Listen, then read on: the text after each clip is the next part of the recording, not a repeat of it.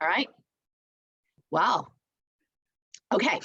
We are going to do our wrap up of today. So with our 3 trainers that taught the time-wise repair 3D set, the 3D set, the repair set, and color. Is there anything that each of you would like to share that you want everyone to know? Was there anything that wasn't covered in your after party comments that is coming to mind right now?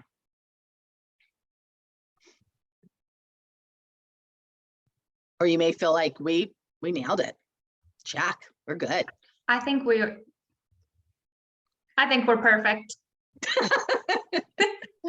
I think you're perfect too. Well, you guys think about it. You have 3 Cadillac directors teaching you how to do it. They've all earned their car and built Cadillac units doing skincare classes. There's people that move up the career path and it's not via skincare classes. But again, it doesn't have the same sustainability. I'm not seeing them pay bills with their Mary Kay business. I'm not seeing them, attract other women who want to do what they're doing, because if you don't have the confidence that you can make money through selling this product, right now the company's offering the promotion for you get 8 people, you can go into DIQ, which, if 1 out of 5 recruits do like 45 faces, you should be able to find 8 team members to go into DIQ. But again, what's the value of having a title if you're not making money and you're not teaching people to make money, because all your people are not going to become directors. So they need to be able to make money selling this product. So, all right, then I'd like each of you to share, what is the value of mastering? What has been the value to you of mastering book, coach, sell, and recruit? And it may be a financial benefit, it may be personal, it may be, whatever. What has been the value? What have you gotten from being willing to learn how to book, coach, sell, recruit? Because none of you guys came in proficient at it. Mm-hmm. Well, I can go first. Okay. Well, when I started, I had 2 jobs. And so it was more of a necessity for me to learn how to do all of them at one time, because I didn't have time to have to go back. And so I remember thinking to myself when I joined, because I didn't have a whole lot of time to do this anyway. I was having to find time to do these parties. And back then in 2019, I was having to go to people's homes. It wasn't virtual. And so I was working all day long, and then I come home, pack up, and go, to somebody's home. And I did not have time. I had to do it all at the party. I had to get all my bookings there, and I had to get all my career chats there to add to my date book, because I was really good, and I still am, with highlighting my date book. I had it highlighted. I think my colors back then were green. If it was green, that's where they could write their name and their phone number when they wanted to have their party. Pink, I believe it was pink, was when I did career chats. And I would have them write their names and phone numbers in my date book. I remember Debbie Moore asking me to see my date book whenever I first, we were at your house. I can't remember what it was for, because my date book literally was littered with green marks and pink marks, because I had to get it all done then. I did not have time to go home, unpack, go to my teaching job the next day, and then go, oh, I need to call Susie back because she said she would do a career chat, but I've got to get it on my books. No, I didn't have time to do that. I had to get it all done at the party, and I got really good at it, to where I still do that today. So yeah, I loved how you had a necessity. Yeah, you opened up your date book and you said, pick your time. You guys, this is the stuff that works these days. And again, you could have like a little text of a picture of your date book and those highlighted and text that to people, and they could pick those times out and text you back, first come, first serve. But that's classic Mary Kay. Also, when I had said to Sonia, you know what, I'm going to call my friends and see what would work. And she said, oh, no. Like, do you do this for your wedding or other things? That was a great analogy, but that's called a tentative booking approach. We were taught, you book it. And then if it ends up that none of your friends will come, we'll switch it, but we're going to get it booked. And then, you know, we're going to go from there. And she took it, you know, to the next step and said, just give me their names and numbers and I'll contact them for you and make it easy. She's probably going to say better stuff than they are anyways. But, you know, that I love that this all goes back to classic Mary Kay. And you're going to hear more and more of this from the company. When I saw their promotions coming out and it's all about full circle Mary Kay, I'm like, oh, answered prayer, answered prayer, answered prayer. And it means that you guys are in the right place at the right time too, because it's the training that you already have gotten. You don't know any different, but it's going to help you excel so much faster with these promotions the company has given you, because you already have the resources, the know-how, all the recordings, all the training, full steam ahead. You're not sitting there going, what does full circle skincare mean? I mean, really, you're in the right place at the right time. What has been the value, Sonia and Alden, of learning how to book, coach, sell, and recruit? You can go next, Sonia. Oh, Sonia. Okay, I love this business, because wow, what your life can look like in a year. Yeah. So what has the value of mastering this mean? It's organized chaos. So just jump in, people. It's baptism by fire. Like, if you don't know, you just dive in. You're not going to kill anyone. Everyone's going to still be fine and thrive if you screw something up. And I'm going to say that the only way that you will fail is if you quit. If you don't start and if you quit. But honestly, when the airplane's taken off and it's on its way up, girls, you took the time to be here today. You took the time to get people to come here today. The post my party piece of this, you have to jump in. If you don't jump in, this is where our society is going. It's the airplane, it's taken off. And if you want the things that you say that you want, but you can't find bookings, you can't do this, you can't do this, you can't do this, you can be unwilling, but you have more information at your fingertips with a national area, with a national that's here for us, that the value of this looks like I get to be a stay-at-home mom to my 3 children. It looks like when, you know, inflation is the highest that it's been, that you literally can earn free cars. You literally can pay big bills. You can do all these things, but the biggest thing that's stopping you is your stinking thinking.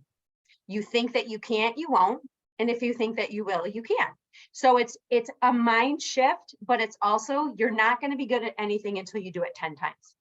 Mm-hmm. Now, I hope I don't have to get married 10 times to get it right. But I mean, like, and you know, I mean, I hope that, you know, we will shift. I'm just saying that going through different things, you think that after 2, you know, mishaps, you would be done. But you don't have to be. It doesn't matter how many times you've started and stopped in this business. If you're taking the time to get back in and get back up, it really just comes down to booking, coaching, selling, and recruiting. Like, it's super simplistic, but we take that and we make it so much more difficult than it needs to be. It's very simplistic, but when you do master it, you know, it's a fun ride. It's a game. It's a game. It's not personal. It's a game, and it's all about numbers. Mary Kay used to always say, the only thing that holds you back is the 6 inches right across there. And okay, just a little disclaimer too. You guys have gotten everything you need to know from this group of directors today. I do not want you reaching out and saying, well, how do you do this? And what do you do with that? Until you've done your perfect start. You have the script, you've seen how to do it. Now, you guys, you have to do it.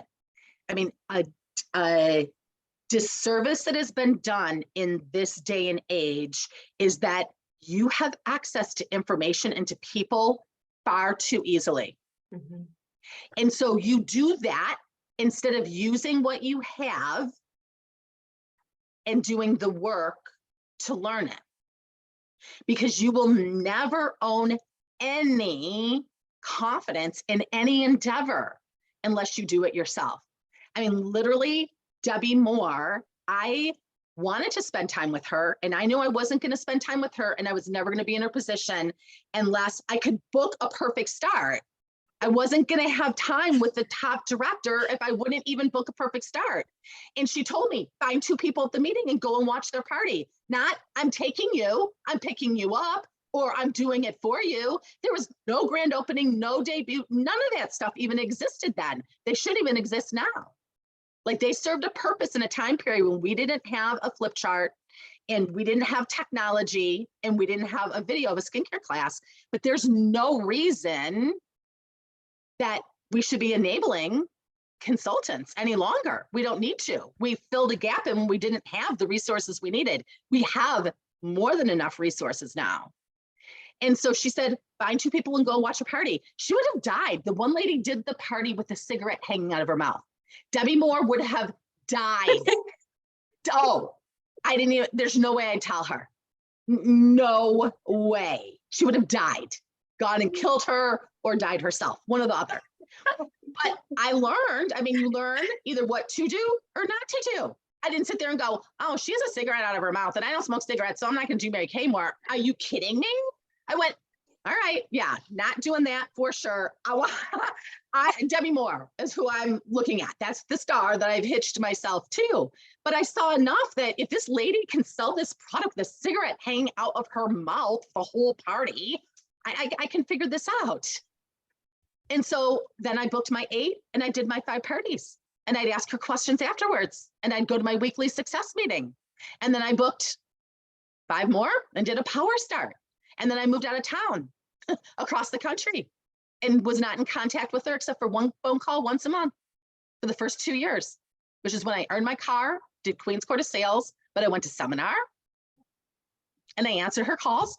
I read my Applause magazine and my lookbook and my consultant's guide all the time because that's all we had. So now what I see people doing is like, oh, I'm going to search her out on her Facebook and I'm going to search her out and I'm going to call her. You guys, any of the resources you need from these women, I've put on my website or it's on our YouTube so that you don't have to reach out to them. You go to Mary Kay in Touch, my website or my YouTube, and you have everything that you need. The only thing then that is holding you back is, you know, how many appointments are you willing to do?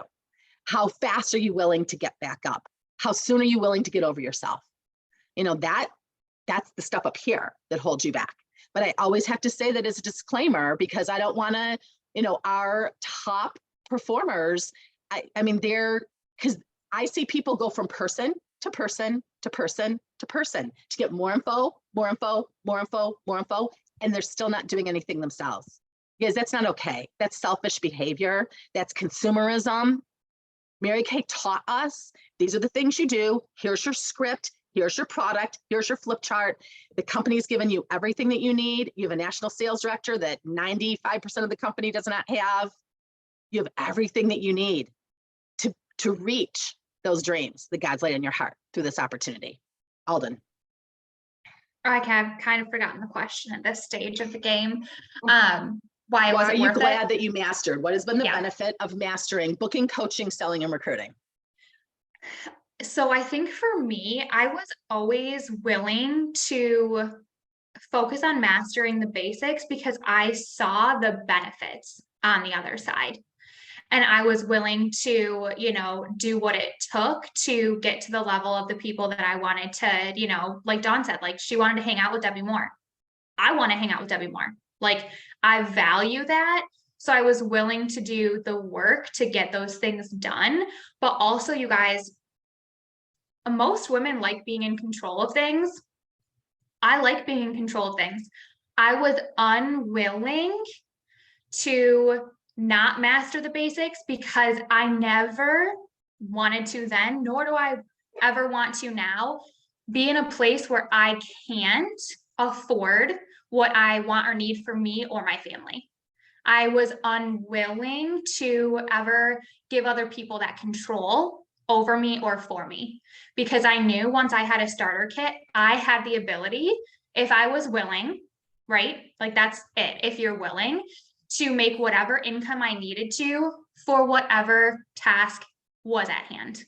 And I think that's something that people need to take pride back in within our Mary Kay business. And I know Dawn's very clear on it. Therefore, all of her teachings and all of, the top women in our area are very clear on making money with Mary Kay.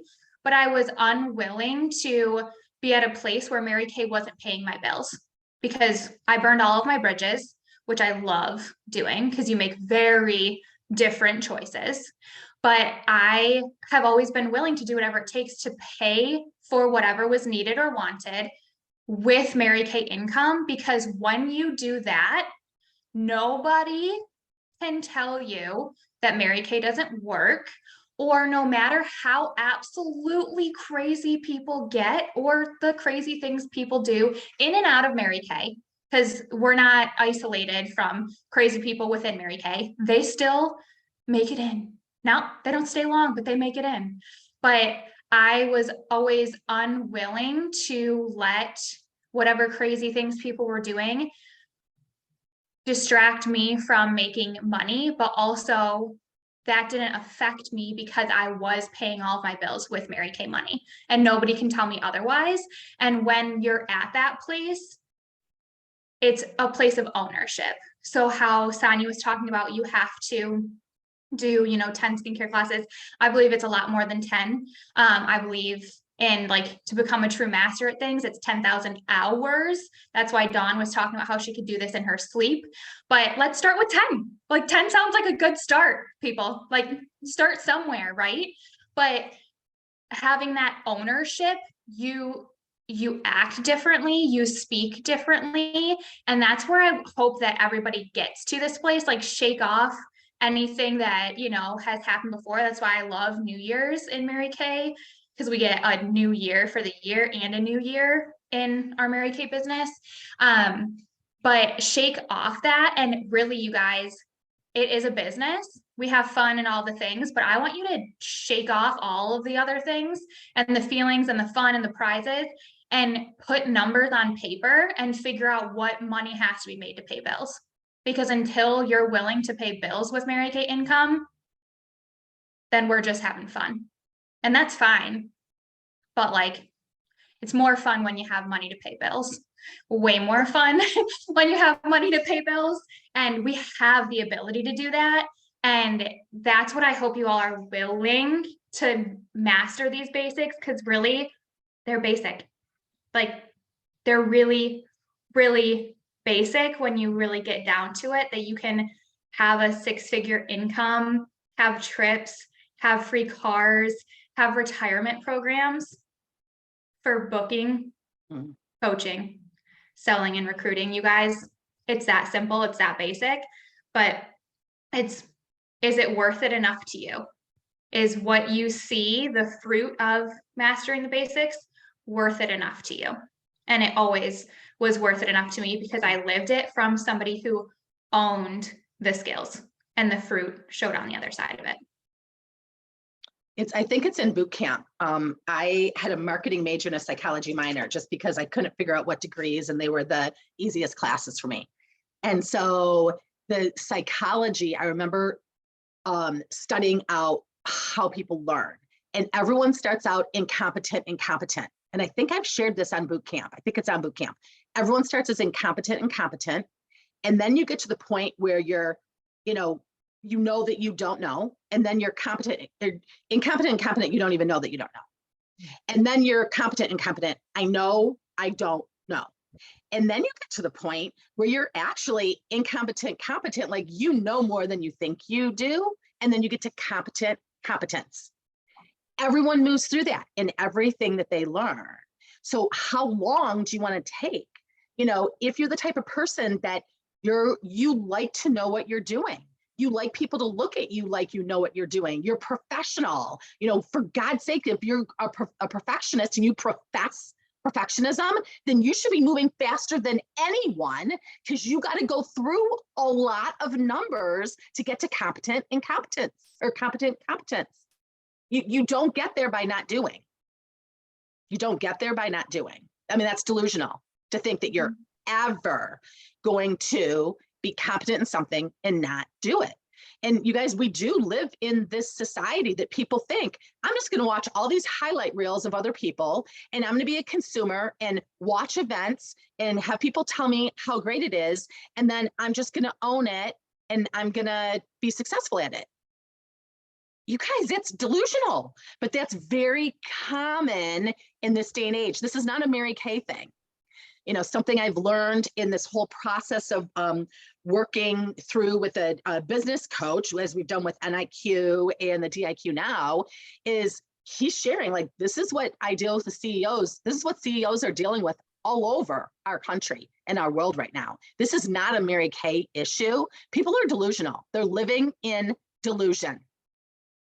Delusion that this inflation isn't sinking them into a hole. And delusion that they don't have to go out and do anything different financially to secure themselves and their family. You guys, that's delusional. You're not paying attention to what's going on in the world, economically, spiritually. You know, you're not. So our job, Mary Kay's job in the early 60s was to let women know, okay, things are going awry here, you guys. They're going awry. There's the nuclear missile crisis. There's Vietnam. There's, you know, women burning their bras and saying that, you know, we're not going to be paid what we're worth, so we're going to do whatever we want anyways. Or women saying, okay, to be paid what we want, we're going to act like men and dress like men. And Mary Kay's like, no, this isn't going to turn out so well.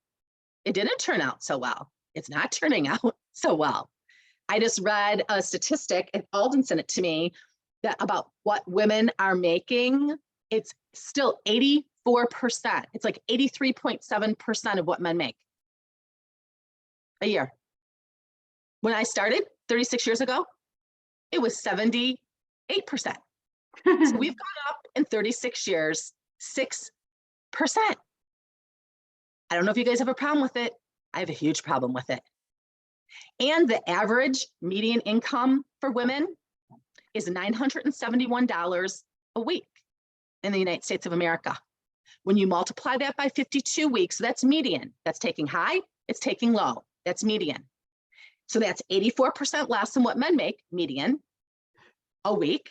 When you multiply that by 52 weeks, you get like 50,000. You take 10,000 off for Taika, Micah, Leica.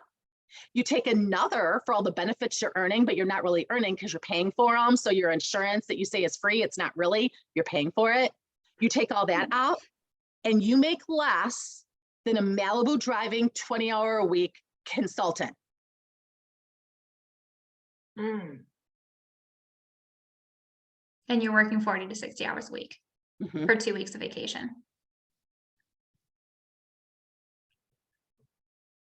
Okay. And you have no residual income. You have no upward mobility.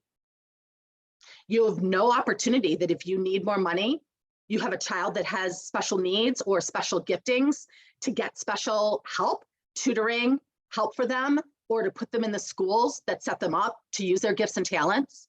You have no way to get out of debt. You have no way to save. You have no way to help out aging parents or help out single moms or support ministries. All because, I mean, we have the antidote for that. Book, coach, sell and recruit.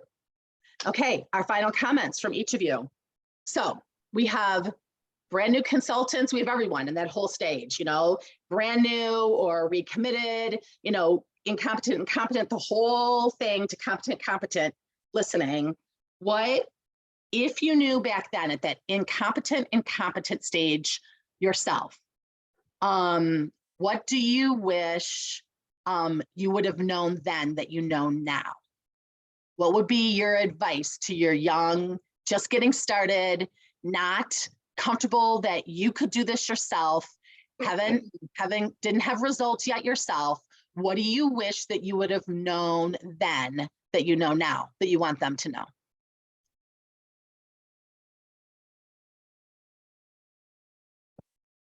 Well, I can go first again. If I go back beyond my 4 years that I've been in this time, if I knew then what I know now, I wouldn't have quit. Mhm.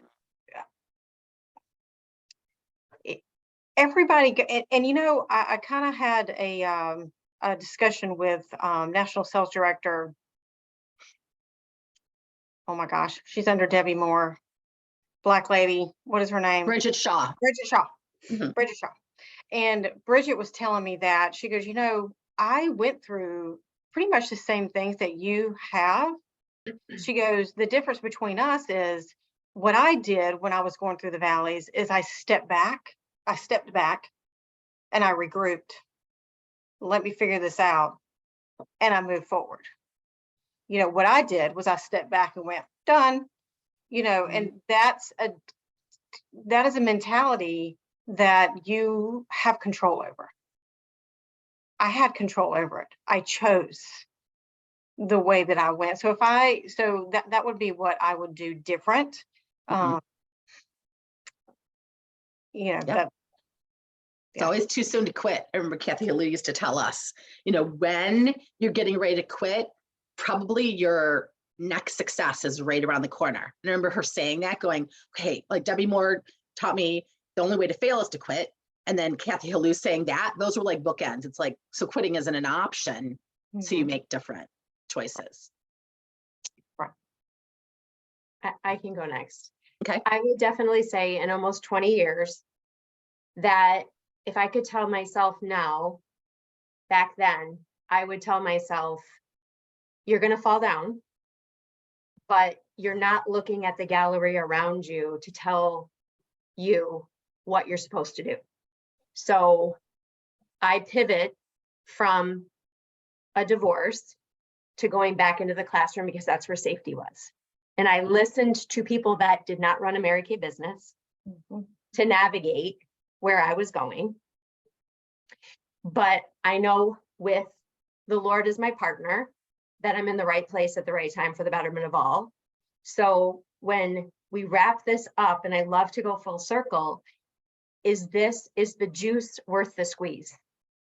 And it is, because I'm showing up for myself. I know that I'm called, and my past is gone. So if I could tell myself one thing, it would be stand firm in what you know you're supposed to do. And I've burned the bridges. So this is my trajectory for generations to come. Hey, Alden, bring us home. Real quick for mine, I mean, I think all of us could talk about this all day, but I think mine would be stop being so selfish. I think we think of ourselves way too much and too often, and it takes the time and capacity that it could to, you know, get to the next level or impact the next person or influence the next person when we, you know, are so self-focused on everything that's going on with us instead of service focused. Okay. All right. So you aren't allowed to barrage them with questions that the answers are already available to you, but you can reach out to all of them and thank them they're all on the Are You Willing Voxer group. If you're a consultant and you're not on that and you'd like to be, reach out to me on Voxer and I will get you on there, because our power lunches on Wednesdays, we will continue these conversations, but that'd be a great place for you guys to share your appreciation for what they invested into today. So I'm going to stop this recording and then we are going to head into our last 30 minutes for marketing.